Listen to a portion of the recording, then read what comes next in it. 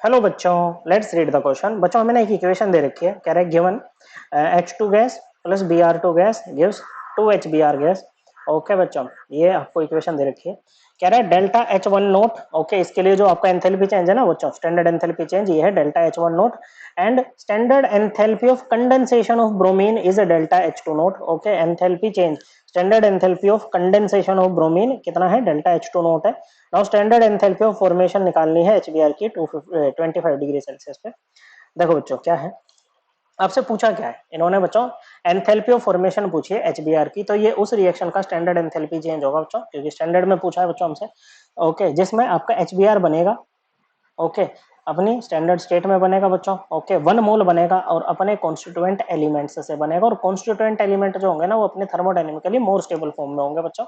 Okay, किसमें होंगे, thermodynamically more stable form में होंगे, इस तरह से। ओके, आप HBr को अगर 1 मोल रखना है तो आपको इधर ये 1/2 से इनको दोनों को मल्टीप्लाई करना पड़ेगा बच्चों। क्या करना पड़ेगा बच्चों, इनको करना पड़ेगा बच्चों।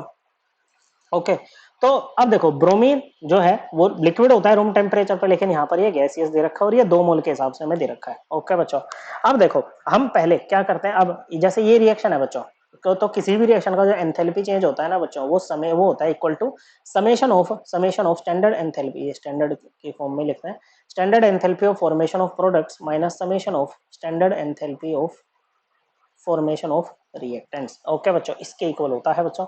ओके, तो यहाँ पर आपका जो डेल्टा H1 नोट है ये किसके इक्वल है बच्चों, ये इक्वल होगा twice the standard enthalpy of formation of HBr minus standard enthalpy of formation of Br2 gas. Okay बच्चों, minus standard enthalpy of formation of H2 gas. अब H2 जो है अपनी एलिमेंट्री फॉर्म में है बच्चों यहाँ पर, तो इसके लिए जो स्टैंडर्ड एंथैल्पी ऑफ फॉर्मेशन हम लेंगे वो 0 लेंगे बच्चों। क्या लेंगे, 0 हम यहाँ पर लेते हैं बच्चों। ओके, अब Br2 गैस का कितना होगा, देखो हमें इसकी एंथैल्पी ऑफ कंडेंसेशन दे रखी है। कंडेंसेशन का मतलब क्या होता है, जब आपकी गैस Br2 गैस किसमें चेंज होगी बच्चों, ये Br2 लिक्विड में। कंडेंसेशन का मतलब क्या है, गैस से लिक्विड में जा रहे हो आप बच्चों, तो Br2 गैस जब Br2 लिक्विड में चेंज होगी बच्चों, तो यहाँ पर जो एंथैल्पी चेंज रहेगा ना बच्चों, इसी को बोलेंगे enthalpy change of condensation.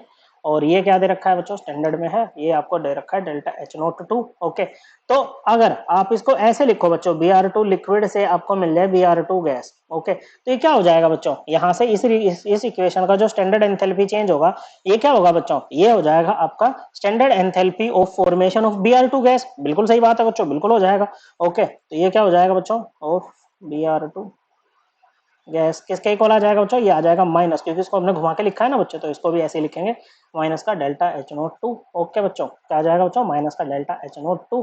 This implies delta H01 is equals to 2 delta H0 HBr, ये तो हमें निकालना है बच्चों।